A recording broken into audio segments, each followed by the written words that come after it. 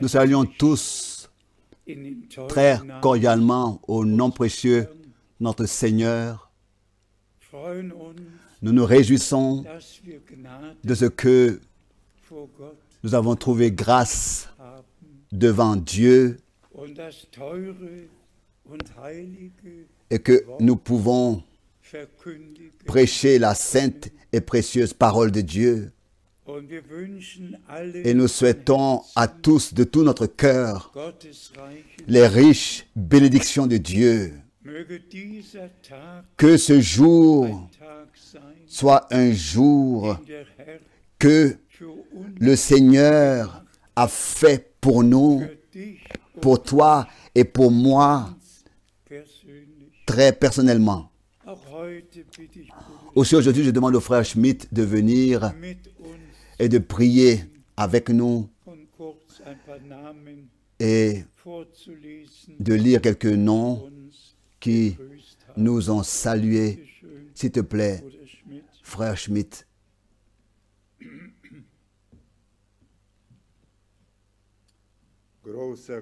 Grand Dieu, en regardant à toi, nous venons ensemble ici en cet endroit, Seigneur, et dans le monde entier, devant ta face, et nous te remercions de ce que tu nous as accordé la possibilité aussi dans ce temps turbulent d'écouter ta parole, de croire ta parole et de la recevoir et de te rendre grâce. Bénis dans le monde entier tous les frères, toutes les sœurs, tous ceux qui écoutent, Seigneur, pour que ce ne soit pas seulement que nous soyons des personnes qui écoutent la parole de Dieu, mais aussi qui la mettent en pratique. Alors fais-nous grâce à tous que nous ne soyons pas des écouteurs oublieux, mais que cette semence incorruptible que nous avons reçue dans notre cœur, Seigneur, en vertu de la puissance de ton esprit, Seigneur, parce que nous la mettons en pratique, elle peut produire de son fruit. Seigneur, ainsi bénis notre frère, accorde-lui ta force, accorde-lui ta parole, accorde, Seigneur, à tous, à nous tous qui écoutons, et d'accepter, de recevoir et de te rendre grâce. Nous te demandons encore ta bénédiction. Amen. Alors, nous avons ici des salutations de frères. Oui, je peux dire du monde entier. D'abord, du frère Erwin, du frère Lazare, du frère André, du frère Didier, du frère Yon. Nous disons, et encore une fois, des frères, des salutations, oui, je peux le dire, de l'Ukraine, de la Russie et de partout où beaucoup sont qui sont liés avec nous et avec le Seigneur. Et nous remercions encore ici le frère Motika, le frère Cécile, le frère Ngonga et le frère Étienne et le frère Naniba remettent aussi les salutations fraternelles. Et aussi d'ici, nous saluons tous fraternellement et nous souhaitons à tous les riches bénédictions de Dieu. Amen. Amen. Oui, au Seigneur, de tout notre cœur, soit la reconnaissance, soit apporter la reconnaissance de ce que, avec tous les frères, dans le monde entier, nous pouvons être liés. Nous avons la grâce d'être liés. Les derniers appels étaient du frère Ngonga, le dernier appel, et il a réellement au téléphone dit à haute voix, frère Franck, si avec le ministère que le Seigneur t'a accordé, tu n'avais pas apparu, tous nous serions encore dans la brousse, dans la jungle. Vous savez ce que c'est que la jungle? Et tous les frères qui maintenant, avec nous et avec le Seigneur, sont liés, que ce soit le frère Étienne, que ce soit le frère John, que ce soit tous les frères, le frère Daniel, tous les frères, des frères du Zimbabwe ont appelé, un frère de l'Australie a appelé. Nous sommes simplement de tout notre cœur reconnaissants aussi pour les traductions de ce que dans le monde entier, live, on peut écouter ces retransmissions. C'est l'objectif, ça a été l'objectif et le sens de ce que le dernier message, donc couvrant toute la surface de la terre, soit écouté et prêché.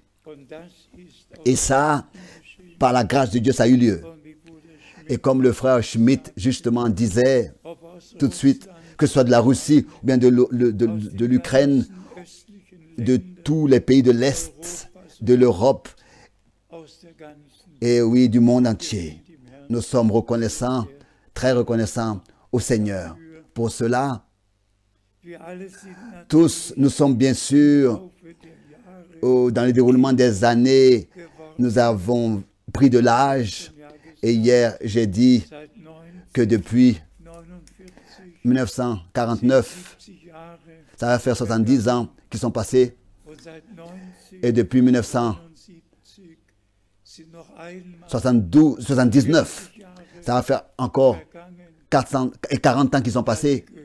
Oui, ils appartiennent bien sûr à ces 70 ans depuis 49, mais nous sommes, n'est-ce pas, reconnaissants au Seigneur de ce que tous se mettent à la disposition de Dieu et qu'il n'y a plus de mélange qui a lieu et que tous nous comprenons que la parole de Dieu est vraie et que elle doit seulement être prêchée telle qu'elle est écrite noir sur blanc.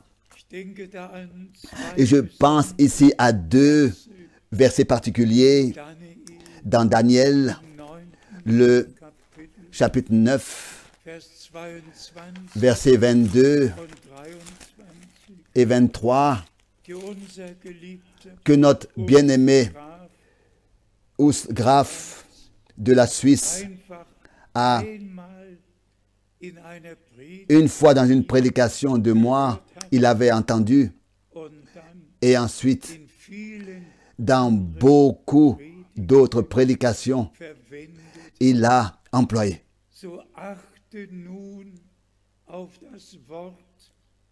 Sois attentif à la parole afin de comprendre exactement la révélation. Daniel 23, la dernière phrase. Ça, c'est la clé. L'ange Gabriel a été envoyé à Daniel pour lui donner la révélation, la compréhension pour les Écritures, pour la vision qu'il a reçue. Et il lui a dit, sois attentif à la parole, afin que tu comprennes de la bonne manière la révélation. De tels versets sont précieux comme de l'or. Au Seigneur soit la reconnaissance pour cela.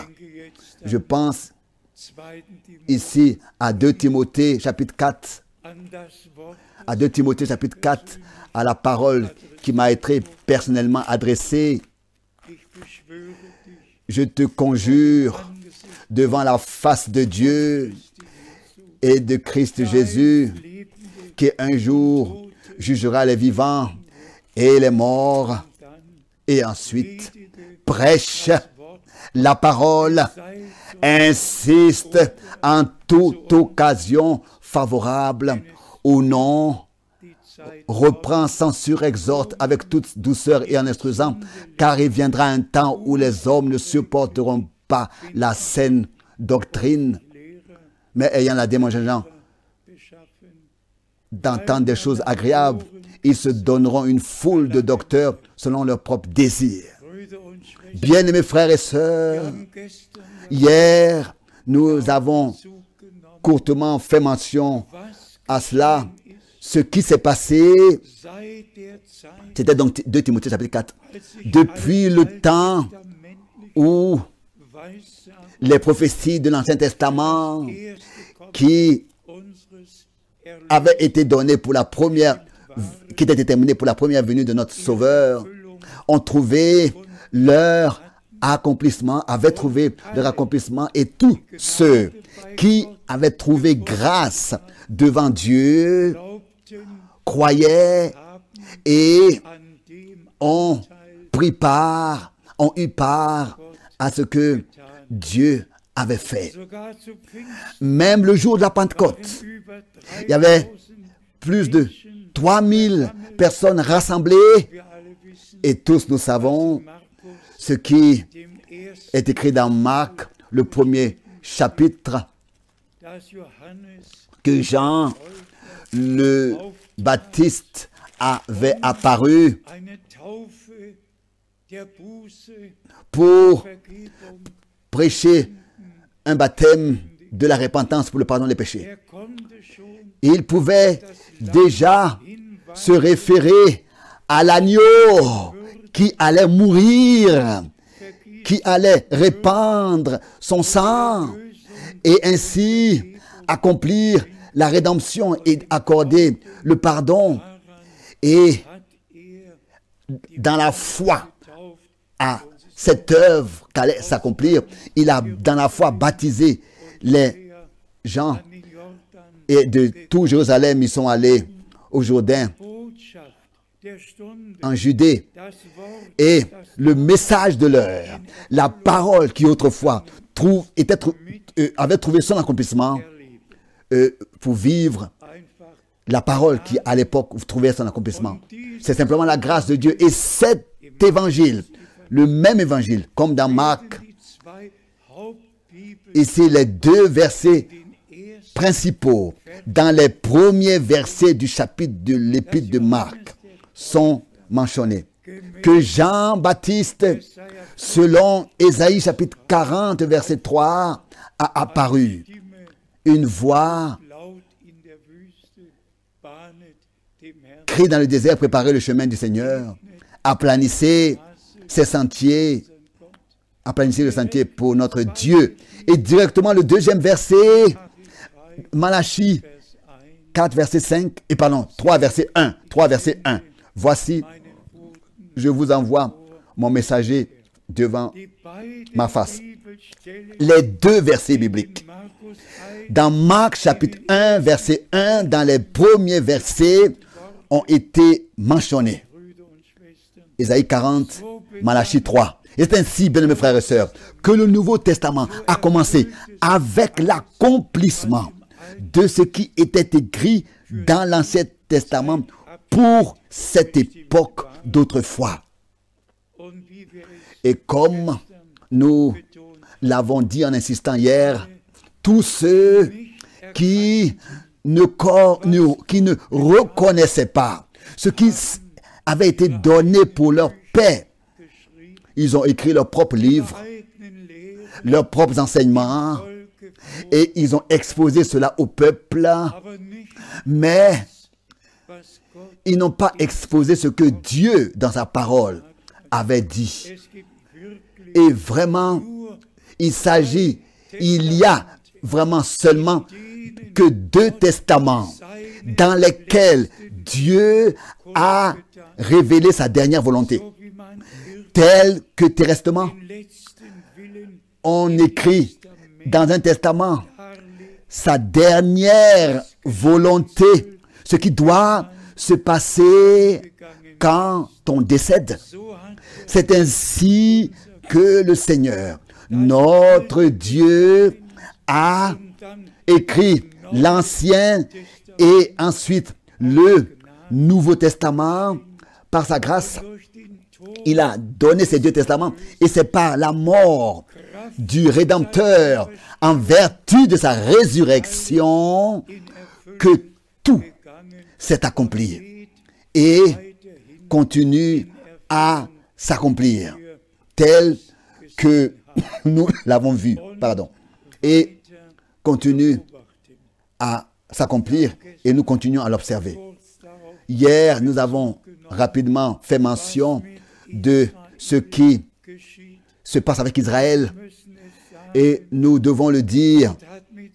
Dieu a commencé avec Israël et Dieu va achever, va finir avec Israël, va achever. Et entre-temps, le temps pour les nations existe entre les deux temps, entre le début et la fin pour Israël.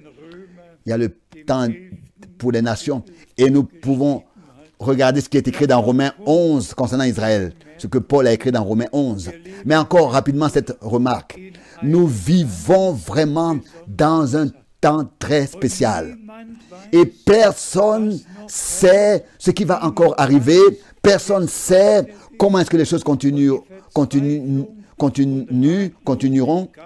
et le désespoir va s'accroître tel que notre Seigneur l'a prédit.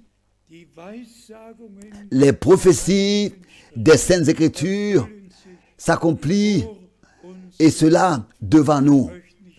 Je ne veux pas entrer dans les détails de cette alliance qui sera faite selon Daniel 9, verset 29. Mais ça, j'aimerais le dire, et cela à tous nos frères qui ont des difficultés avec Daniel, chapitre 9, verset 27. Celui qui veut bien comprendre Daniel 9, verset 27, il doit lire à partir du verset 22 pour ensuite avoir le contexte. Il doit lire concernant les 7 années de semaine. Ensuite, concernant les 62 semaines d'années qui en tout font 69 semaines d'années. Et que ensuite, le oint sans que le oint mourra donc sans jugement. Et ça, ce sont les versets 22 et 23. Il faut le lire pour comprendre le reste. Et ensuite, il insiste ici, sois attentif à la parole, afin que tu comprennes correctement la révélation. Celui qui, en ce qui concerne l'Apocalypse, ça je le dis ouvertement et clairement et simplement, celui qui veut comprendre ce qui est écrit dans les 22 chapitres de l'Apocalypse, celui qui veut bien comprendre les 22 chapitres, qu'il soit attentif à ce qui est écrit avant l'Apocalypse dans toute la parole de Dieu. Et c'est ensuite, en étant attentif à toutes les Écritures, que l'Apocalypse, dans tous ces chapitres, du 1 au chapitre 22, lui seront aussi révélés. Nous l'avons déjà dit, le mot Apocalypse, nous l'avons dit la dernière fois, qui dans notre Bible est désigné de révélation. Dans notre Bible, c'est écrit révélation. Mais Apocalypse, c'est écrit, ça veut dire dévoiler ce qui est caché. Et mot à mot, ça veut dire, si ici, par exemple, je mets un voile sur quelque chose et personne ne sait ce qui est derrière le voile. Et qu'ensuite, le moment arrive où je dévoile le dévoilement de Jésus-Christ, que le voile est ôté et que ce qui était caché par la grâce de Dieu, par cela est maintenant révélé. Et cela peut aussi être dit, celui qui veut exactement lire Apocalypse, comprendre Apocalypse 10, il doit aussi lire Daniel 12, verset 7, pour savoir qu'à ce moment-là, où l'ange de l'Alliance descend et met un pied sur la mer et sur l'autre sur la terre, et jure à celui qui vit éternellement, qu'à ce moment du jurement, du serment, du jurement, il restera encore que 3 ans et demi jusqu'à la fin. Jusqu'à la fin. Jusqu'au temps de la fin. Donc, on doit d'abord être attentif à la parole de Daniel 12, verset 7,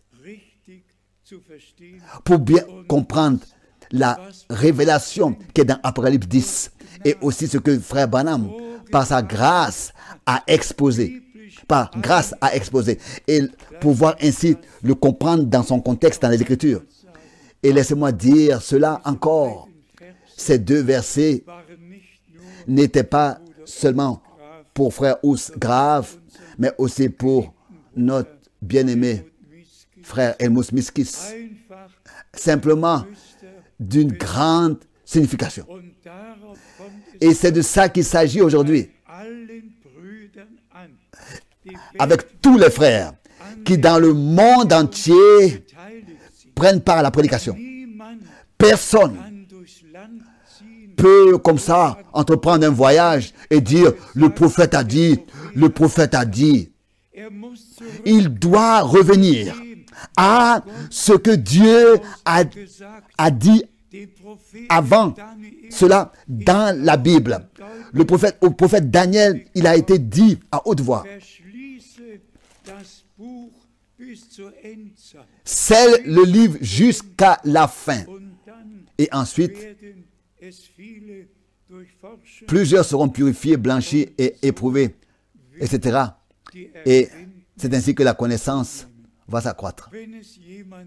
Et s'il y a quelqu'un qui existe, qui n'est pas,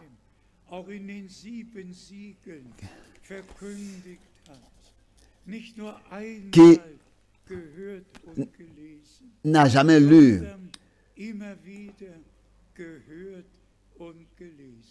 mais qui a toujours de nouveau, s'il y a quelqu'un qui existe, qui n'a pas seulement écouté une seule fois, ce que frère Branham a dit dans le 7e psaume, mais plusieurs fois lu et écouté, lu et écouté, lu et écouté, ce que frère Branham a prêché dans les 7 psaumes.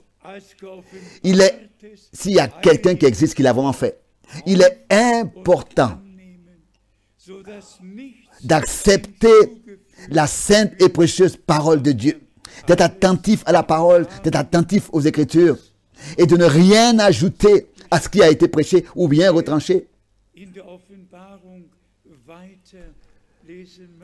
Si quelqu'un veut lire dans l'Apocalypse, il peut exactement lire quand est-ce que quoi va arriver, comment est-ce que les 2 témoins vont, quand est-ce qu'ils auront leur ministère dans les premiers 3 ans et demi, comment est-ce qu'ensuite l'alliance sera brisée et comment est-ce qu'ensuite la grande tribulation commencera.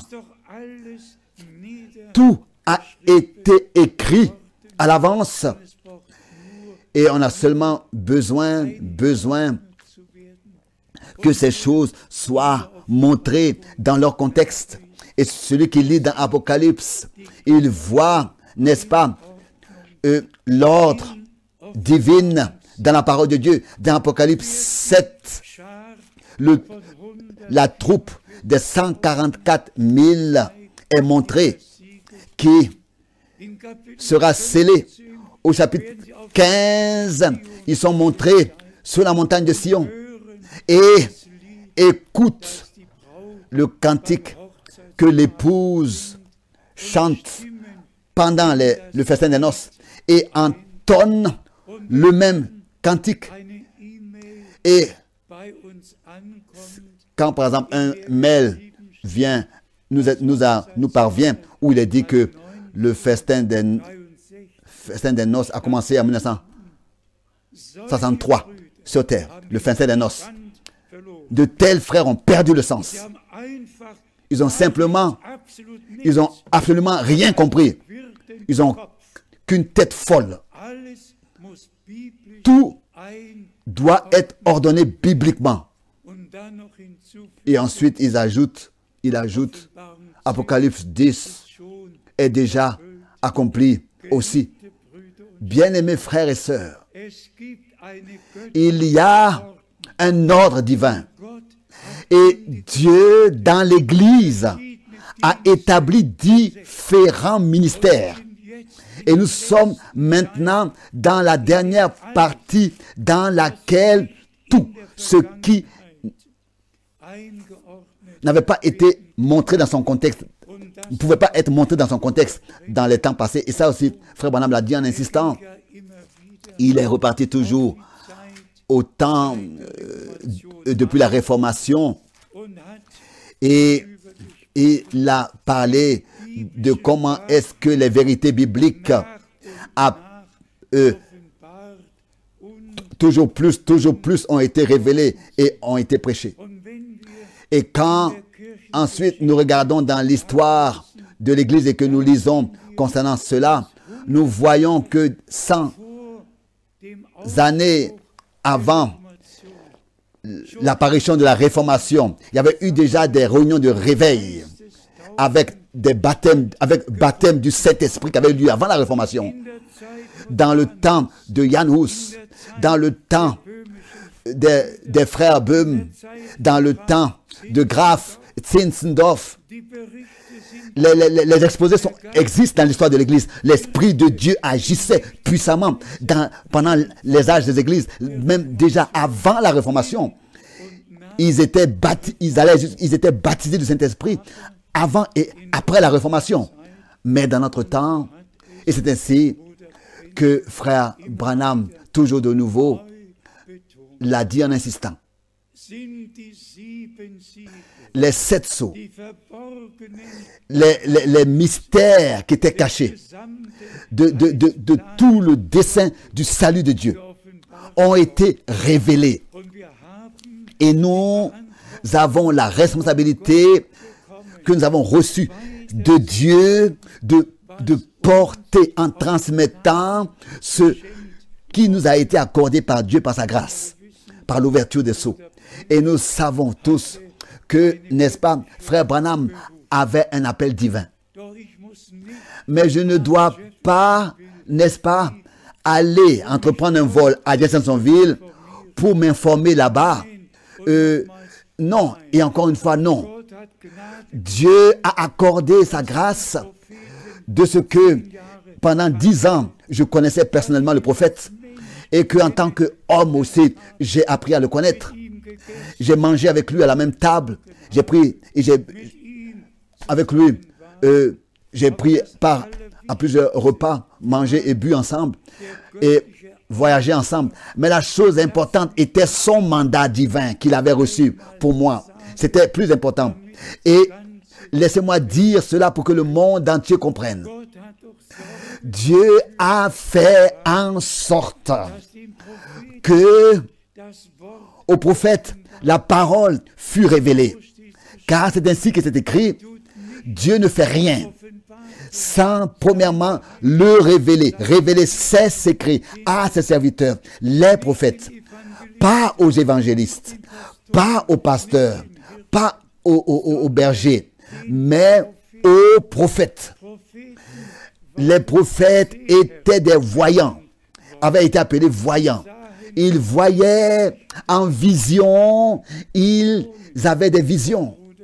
Et Frère Branham était un prophète. Mais qu'est-ce qu'il disait? Qu'est-ce que Dieu, en mars 1962, a montré? Qu'est-ce que Dieu lui a montré en mars 62? Dieu lui a montré que la nourriture dans des paniers il se voyait porter des vivres dans des paniers remplis et qu'il les avait rangés sur des étagères. Très bien, il les a rangés, il les a mis sur des étagères. Mais dans ce temps-là, les étagères étaient remplies. Mais il n'y avait encore rien à être consommé sur une table. Donc, depuis lors, nous avons, par la grâce de Dieu, nous avons pris cette nourriture emmagasinée et nous avons pu la servir de manière qu'on peut la consommer sur la table de l'Éternel. Et nous avons pu de cela prêcher le plein salut et la pleine rédemption de l'Éternel. Et laissez-moi dire cela, bien-aimés frères et sœurs, et particulièrement, je dois toujours adresser la parole à nos frères qui prêchent le même message, la même parole révélée. Et tous les frères, aussi ceux que nous avons entendus ici de leur nom, savent exactement ce que Dieu a déterminé pour ce temps. Et que vraiment, c'est mandaté par Dieu que nous portons et transmettons ce que Dieu a révélé aux prophètes. C'est ce que nous transmettons, ce que le prophète a reçu comme révélation. Nous n'entrons pas dans les détails, mais particulièrement aussi avec le péché originel, avec la séduction dans le jardin d'Éden. Et là, frère Branham dit, c'est ainsi que le premier péché a eu lieu, a été commis par l'incrédulité, par le doute, par l'incrédulité. Ainsi le prophète dit, l'incrédulité est le péché originel. L'incrédulité, parce que ce que Dieu avait dit à Adam a été remis en question, a été douté. Est-ce que Dieu aurait vraiment dit?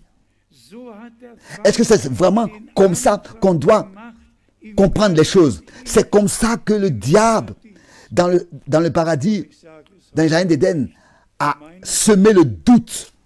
Et je ne le dis pas à cause de moi, mais je le dis à cause de tous ses frères.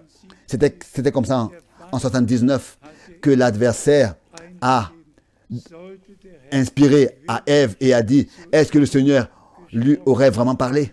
Est-ce qu'il aurait vraiment reçu un mandat? Est-ce qu'il a vraiment reçu? Est-ce que c'est vraiment le Seigneur qui lui a parlé? Et cette pensée de doute a fait en sorte que tous ceux qui ne croyaient pas que Dieu le Seigneur avait, en avril 62, avait prononcé audiblement un appel et un mandat et un envoi, sont allés dans leur propre pensée, dans leur propre chemin, et ils ont méprisé ce que Dieu a fait depuis des années, et ils le méprisent et blasphèment là-dessus. Et personne n'a besoin de s'étonner de ce que dans différentes directions ils sont allés. Je ne sais pas qui a compté combien de différentes directions existent à l'intérieur des groupements qui tous se réfèrent à frère Branham. Mais avec Dieu, il n'y a qu'une seule direction, une seule vérité, et c'est sa sainte et précieuse parole. Et je m'excuse de ce que, encore une fois, je le dis, mais nous avons pris cela dans notre cœur. Sois attentif à la parole, afin de comprendre exactement de la bonne manière la révélation. Et nous pouvons dire devant la face de Dieu qu'il n'y a pas une seule question sur ces 22 chapitres de l'Apocalypse que Dieu devrait encore répondre. Tout a été révélé. Tout dans le contexte correct a été montré. Et nous avons déjà, dans des lettres circulaires et dans des brochures, éditer cela. Et tous ont la possibilité de le lire et aussi de l'écouter. Allons encore à 2-3 versets bibliques. Le premier, dans 2 Corinthiens, chapitre 3. 2 Corinthiens, chapitre 3, verset 13. Et nous ne faisons pas comme Moïse, qui mettait un voile sur son visage pour que les fils d'Israël ne fixent pas les regards sur la fin de ce qui était passager. Ne voyez pas quand la gloire disparaît de son visage, en allemand. Et nous savons tout ce qui est écrit ici, au verset 14. Mais ils sont devenus durs d'entendement, car jusqu'à ce jour, mais ils sont devenus durs d'entendement. Mes bien frères et sœurs, je ne sais pas si vous ressentez, vous pouvez ressentir la même chose que moi. Nous regardons à toutes ces années en arrière. Et si Paul autrefois a écrit que le voile est encore sur leur cœur et que c'est seulement quand le voile sera ôté, c'est seulement alors Paul écrit que c'est seulement en Jésus-Christ que ce voile est ôté. Et nous l'avons mentionné ici.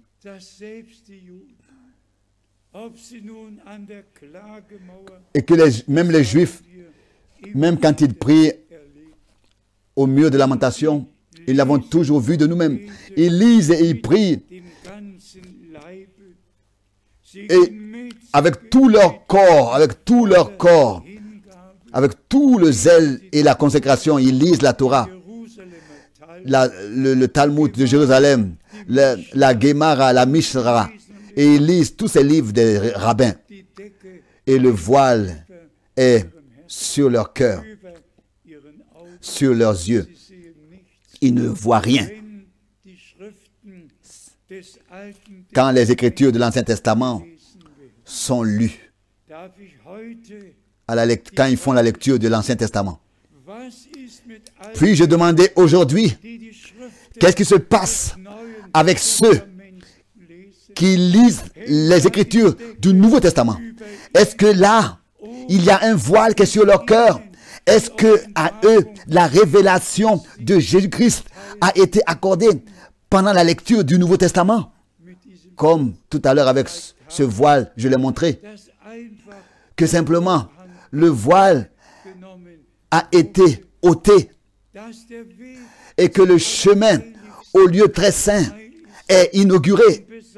Et particulièrement, il est montré alors que notre Seigneur sur la croix à Golgotha mourut.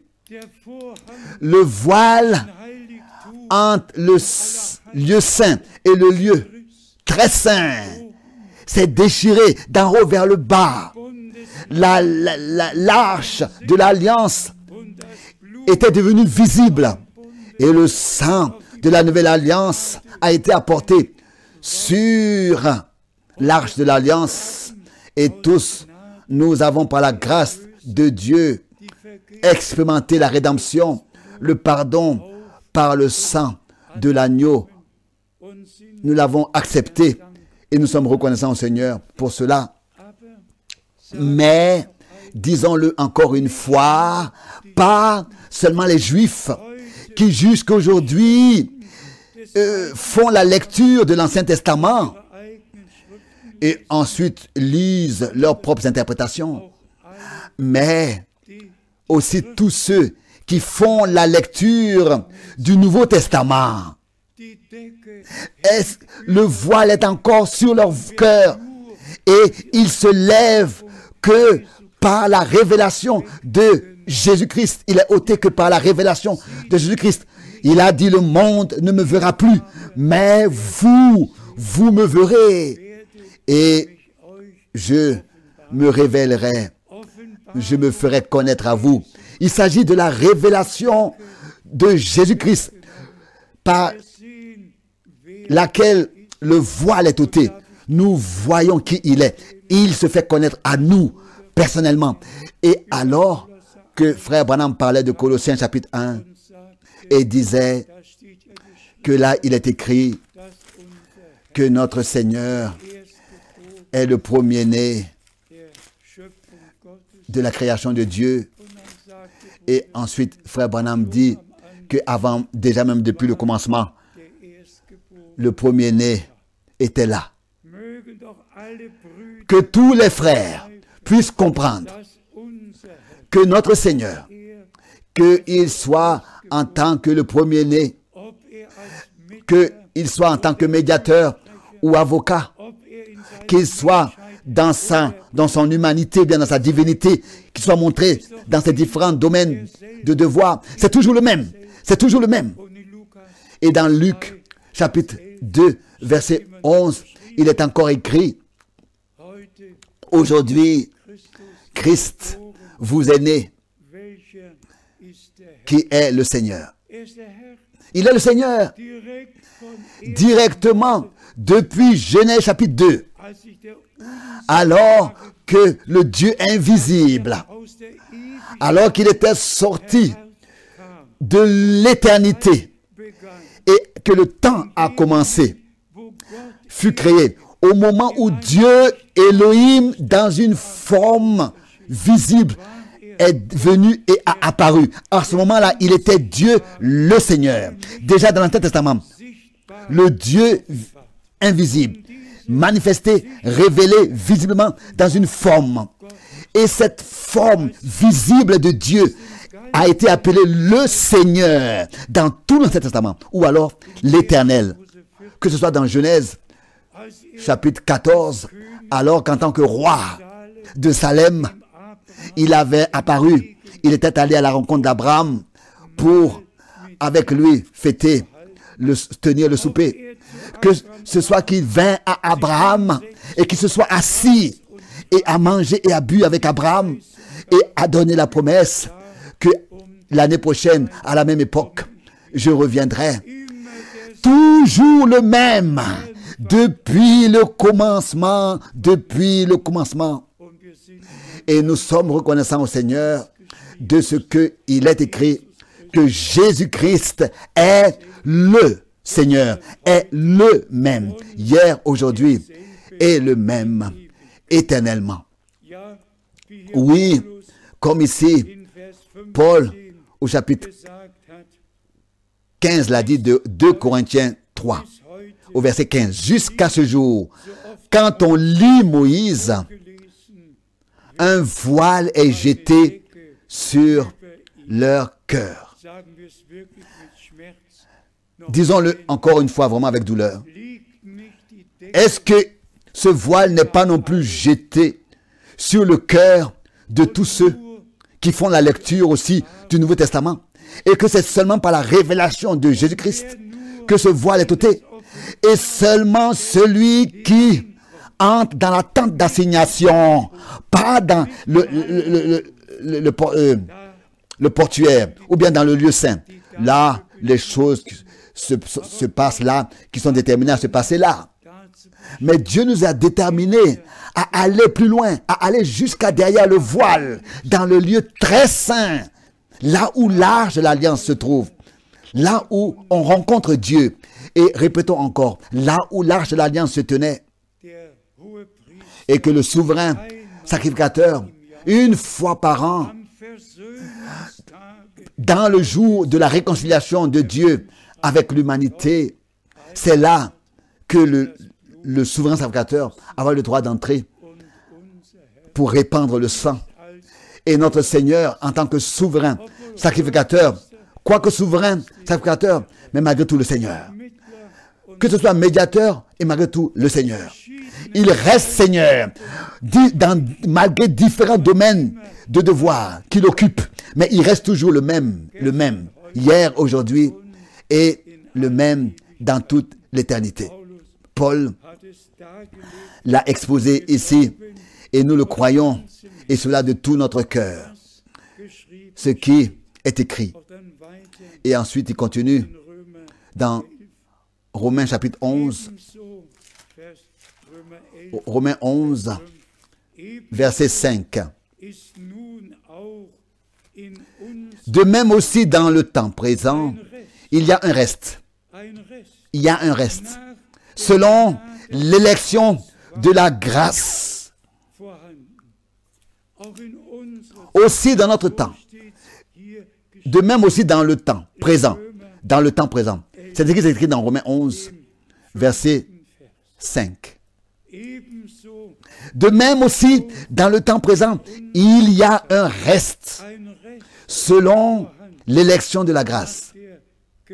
Selon l'élection de la grâce de Dieu.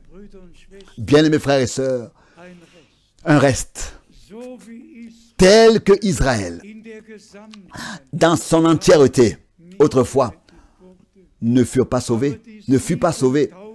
Mais les 7000 qui n'ont pas fléchi le genou devant Baal étaient déjà un témoignage qu'ils avaient trouvé grâce devant Dieu et de ne pas se prosterner devant ce système. Et ensuite, lors de la première venue de Christ, ceux qui avaient été déterminés à accepter et recevoir le salut, c'est par la grâce de Dieu qu'ils l'ont vécu. Les autres ont été endurcis. Aussi lors de la première venue de Christ. Et c'est encore la même chose aujourd'hui. Dans ce temps présent encore, disons-le à haute voix. Et que tous les frères dans leur église, dans le monde entier, puissent le prêcher. Et cette parole-là, aujourd'hui, le référer à notre temps présent. Comme autrefois, il y a eu un aujourd'hui. C'est encore aujourd'hui, il y a encore un temps présent. Comme autrefois, il y avait un temps présent, encore aujourd'hui, il y a un temps présent. Et ce temps présent est appelé aujourd'hui. Comme dans Hébreux 3, aujourd'hui. Si vous entendez sa voix, n'endurcissez pas vos cœurs. Aujourd'hui, la lumière, la révélation divine tombe sur la parole. Et nous avons la grâce de la voir. Soyez sincères. Est-ce que dans le Nouveau Testament, il y a un verset qui nous serait resté caché? Tout, par la grâce de Dieu, nous a été révélé. Avons-nous une question? Pensez à notre aujourd'hui, à notre temps présent, au verset 5. De même, aussi, dans le temps présent, Romains 11, verset 5, il y a un aujourd'hui par la grâce de Dieu, dans lequel il y a un reste.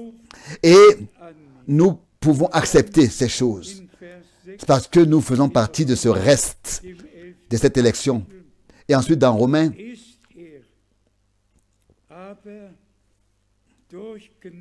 chapitre 11, verset 6 maintenant. Or, si c'est par grâce, ce n'est plus par les œuvres.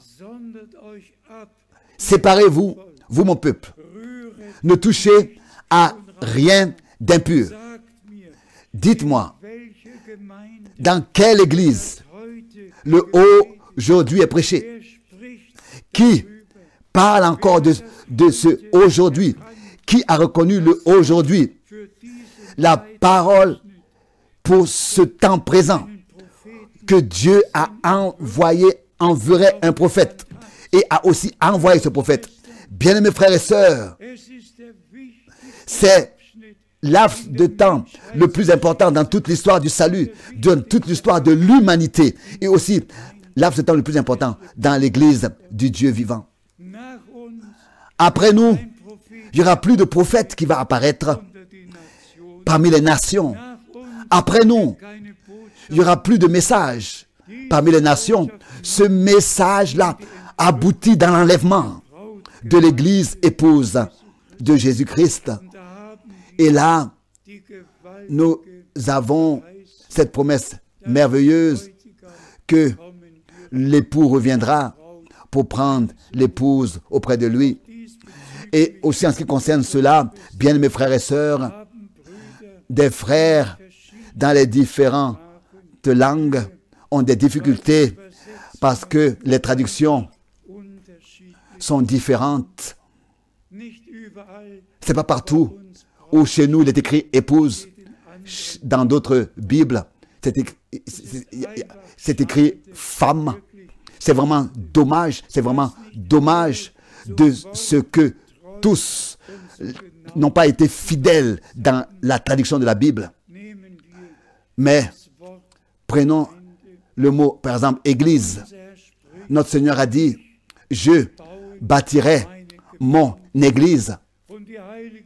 Et les Saintes Écritures disent dans Éphésiens 4, Dieu a établi dans l'église. Et si ensuite nous allons à 1 Corinthiens chapitre 12 et particulièrement 14 au chapitre 14 aussi ce qui s'est passé dans l'église du Seigneur, qui est le pilier et l'appui de la vérité. Mais dans combien de traductions de la Bible c'est écrit le mot communauté, ou bien alors le Seigneur ne bâtit pas une kirche, donc c'est un mot en allemand qui n'existe pas en français, ou bien une église avec petit e, voilà, comme l'église catholique ou bien l'église évangélique. Le Seigneur bâtit son église avec un E majuscule et son troupeau racheté par le sang. Et c'est ainsi que la parole nous ramène à Exode chapitre 2, verset 12. Laisse sortir mon premier-né. C'est ainsi que le message a été adressé à Pharaon par Moïse. Mais le premier fils né qui a été appelé à sortir après l'Exode a été appelé l'Assemblée. L'Assemblée, l'Ecclésia. L'Assemblée, en allemand, l'Assemblée d'Israël. Donc, un rassemblement de membres dans un même corps. C'est pour cette raison qu'il est écrit que par le Saint-Esprit, nous sommes baptisés dans un seul corps. Et en allemand, l'Assemblée d'Israël, c'est le même mot que dans le Nouveau Testament, l'Église d'Israël. Nous sommes baptisés dans un seul corps pour former le corps de Christ. Que tous les frères dans toutes les différentes langues puissent, là où ce n'est pas bien traduit dans leur Bible, qu'ils puissent, par le Saint-Esprit, trouver le mot adéquat devant Dieu et rassembler toutes les Écritures pour savoir exactement ce que notre Seigneur a voulu dire, même si leur Bible a été mal traduite. Ce que le Seigneur veut vraiment dire. Pour nous aussi, dans ce temps, nous voici, l'époux vient. C'est écrit comme ça. Pas le Seigneur vient, mais époux. En relation avec l'épouse. Il y a différentes venues, mais il n'y a qu'un seul retour du Seigneur. Tel que notre Seigneur, dans Jean 14, l'a promis. Je reviens bientôt pour vous prendre auprès de moi. Je vais vous préparer une place. En tant qu'époux, il nous a rachetés. Il est allé et il a préparé les demeures, les places. La table est déjà couverte, est déjà préparée pour le festin des noces. Et il reviendra pour nous prendre auprès de lui dans la gloire. Mais ensuite s'accomplira. Deux seront dans le même lit. L'un sera pris, l'autre sera laissé. Deux dans le champ, un sera pris, et deux à la mule. Il faut que cela soit lié à la réalité. Le retour de Jésus-Christ sera une réalité divine. Et tous ceux qui appartiennent à l'épouse de l'agneau, qui ont reconnu leur temps présent, leur aujourd'hui et la vérité présente, et qui ont accepté ces choses par la grâce de Dieu, ont reconnu ces choses, parce que le voile a été ôté de leur cœur, de leurs yeux. Et aujourd'hui, que la lecture de l'Ancien ou du Nouveau Testament soit faite. Il n'y a ni le voile de Moïse ou bien alors le voile de Christ. Non, pas du tout. Il n'y a plus de voile pour nous. Tout a été ôté. Et nous avons la révélation entière de Jésus-Christ. Et nous avons la grâce d'entendre la parole de Dieu qui est sortie du lieu très saint. Et disons cela clairement, les révélations que notre bien-aimé frère Branham a reçues de Dieu, ont reçues de Dieu. Il ne les a pas reçues dans les parvis, au parvis ou bien dans le lieu saint, mais dans le lieu très saint. Seulement là où Dieu a la parole, où ce n'est pas des hommes qui expriment leurs interprétations et leurs opinions et leurs pensées. Et nous avons reçu cette parole révélée là, sans pensée humaine. Et c'est pour tous les frères qui aussi se réfèrent à frère Branham, qu'ils puissent constater quand, par exemple, frère Branham parle d'Apocalypse 10 au verset 7. Alors, il a toujours utilisé ce verset au pluriel. Et il a dit que le Seigneur, n'est-ce pas, en parlant des mystères, va révéler les mystères par le 7e ange de l'Église.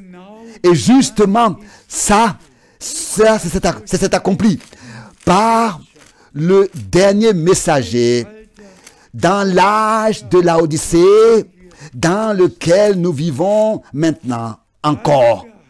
Tous les mystères, depuis celui de la chute de l'homme jusqu'à l'Apocalypse chapitre 22, donc depuis la Genèse, tout a été révélé, tout était resté caché. Et c'est peut-être raison que frère Branham, en se référant à Apocalypse 10, au verset 7, et à son ministère, en référence là à son ministère, il a dit les mystères, dans la voix du 7e ange. Mais dans Apocalypse 10 au verset 7, il est seulement écrit au singulier le mystère de Dieu. Pas seulement un mystère, mais le mystère de Dieu sera révélé, s'accomplira et s'accomplirait. Et Jésus-Christ est le mystère de Dieu révélé. Dieu lui-même révélé en Jésus-Christ, notre Seigneur. Vous connaissez la parole de Timothée. Grand est le mystère de la piété. Dieu est révélé dans la chair, justifié en esprit. Bien-aimés frères et sœurs, résumons ensemble de quoi il s'agit dans ce temps présent avec nous tous. Vraiment avec nous tous. Il s'agit d'une seule chose.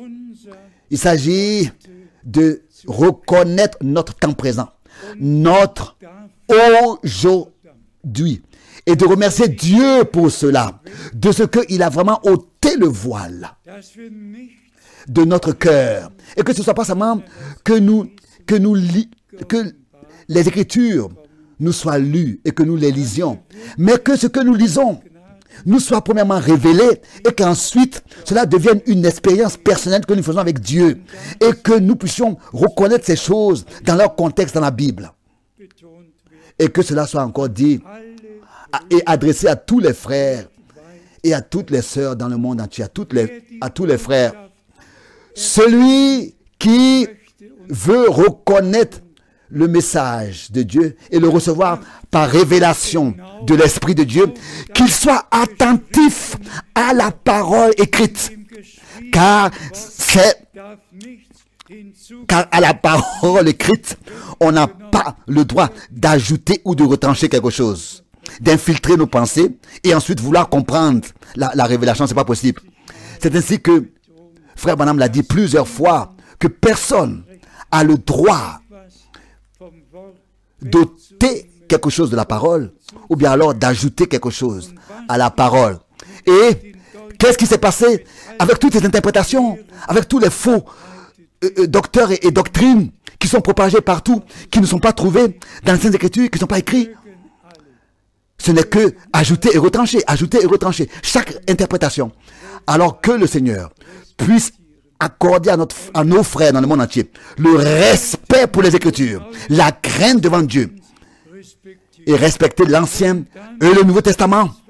Et ensuite, ce que frère Branham a reçu comme révélation de Dieu, le comprendre au travers des Écritures, tel que cette parole, en tant que message, a été apportée par les Écritures. C'est ainsi que tout sera dans l'harmonie divine et que nous pourrons aussi bien comprendre le ministère de frère Branham et l'ordonner dans la Bible et le comprendre par les Écritures, comme c'est très triste de voir qu'en Amérique du Sud, les photos avec la colonne de feu sur la tête de frère Branham et aussi la photo avec la nuée et la photo avec Christ que Hoffman a peinte. Et comme quelqu'un a démontré, ils ont fait une démonstration dans une ville pour frère Branham et ils ont mis le dessin de cet homme dans la photo de la nuée qui a apparu dans le nuage.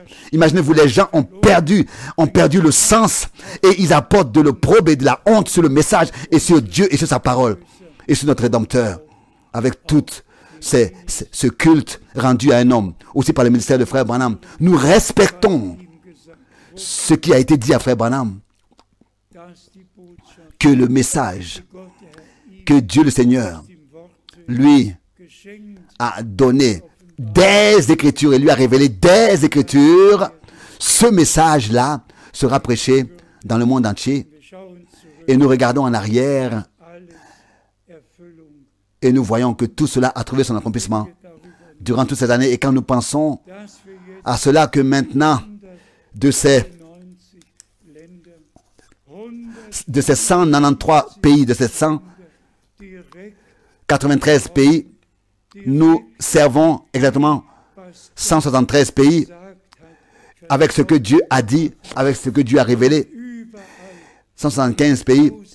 Et partout, les élus ont reconnu leur temps présent, leur aujourd'hui. Et tel que nous avons lu aussi dans ce temps, Dieu le Seigneur a un reste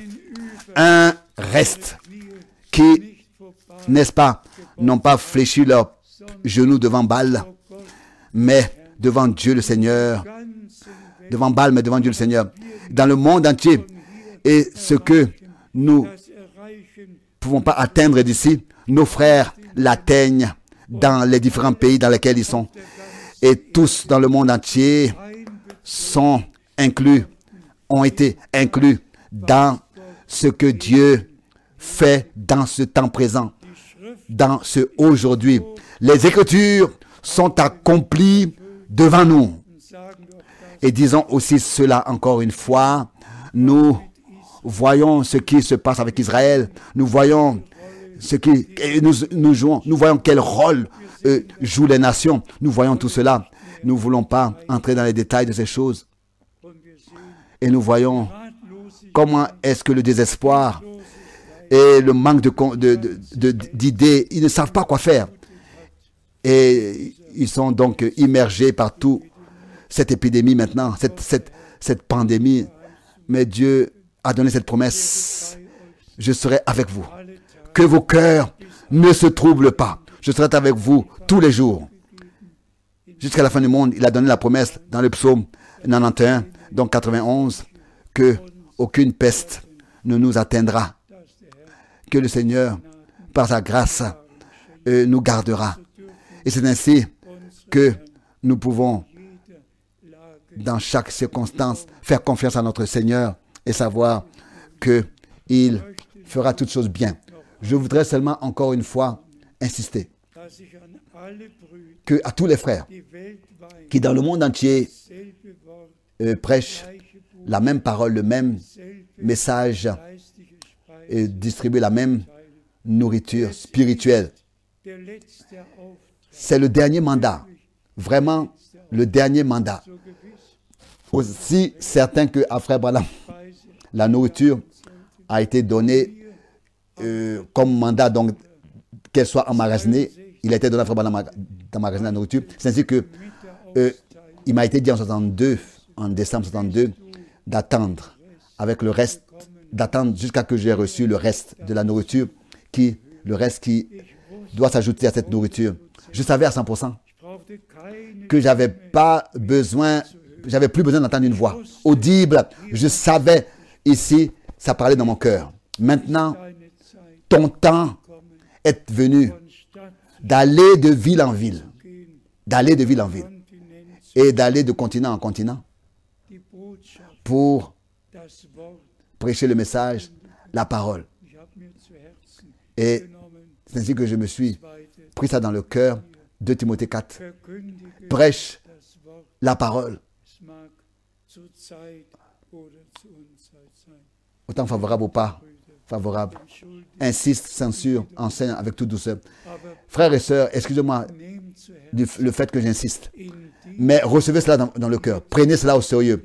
Dans ce dernier temps, maintenant, Dieu a un reste qu'il a appelé à sortir, qu'il a séparé, qu'il a mis à part, qu'il purifie, sanctifie et consacre pour lui.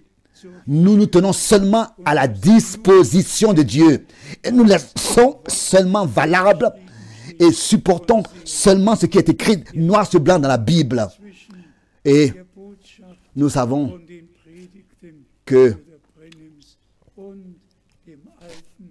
nous avons la grâce de voir une harmonie divine entre les prédications de Frère Branham, entre l'Ancien et le Nouveau Testament, entre la Bible. Nous voyons une harmonie parfaite. Au Seigneur soit la gloire d'éternité en éternité. Croyez-le, dans notre temps présent, notre aujourd'hui, si vous entendez sa voix, aujourd'hui, si vous entendez sa voix, dans ce temps présent, si vous entendez sa voix, et aujourd'hui aussi nous l'avons entendu, n'est-ce pas? Et nous n'avons pas endurci notre cœur, mais nous l'avons ouvert. Et le Seigneur a accordé sa grâce pour que nous puissions accepter la correction et recevoir sa sainte et précieuse parole dans notre cœur. C'est comme ça qu'elle pourra être implantée dans notre cœur. À lui le seul Dieu, le seul vrai Dieu, à lui seul la gloire, la louange est dans toute éternité. Amen. Levons-nous pour la prière finale.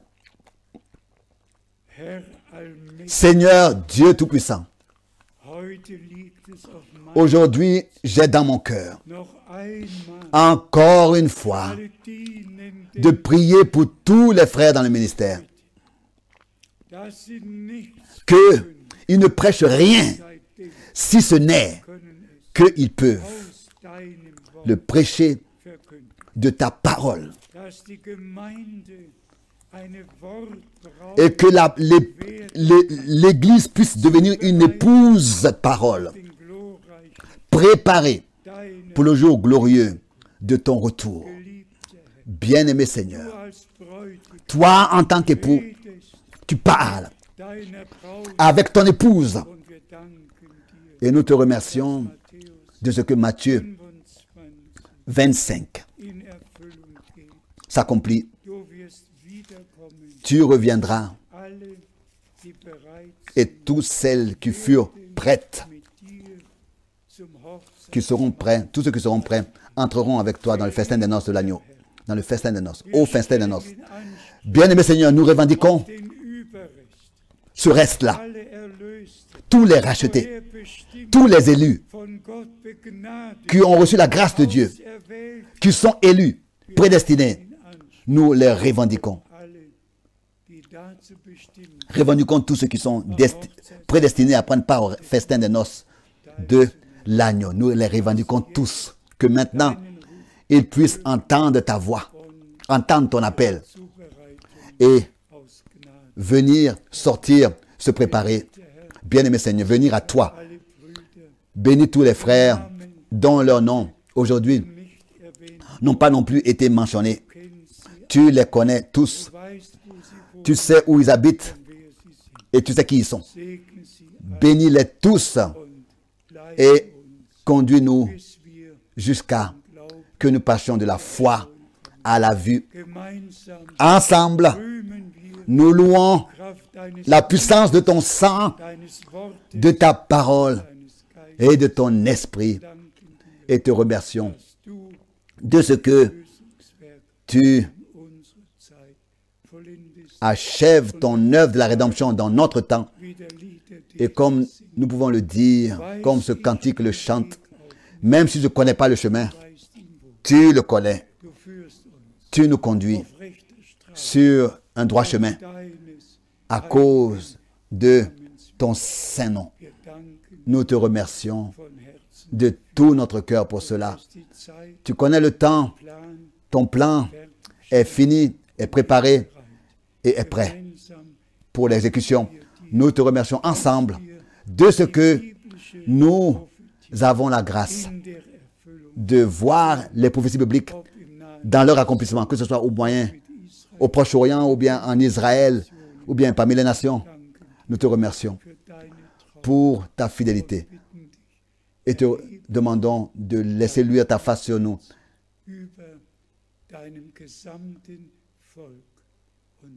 Sur tout ton peuple, et bénis-nous de la plénitude de ta grâce. Dans le Saint-Nom de Jésus-Christ, dans le Saint-Nom de Jésus-Christ. Amen. Amen.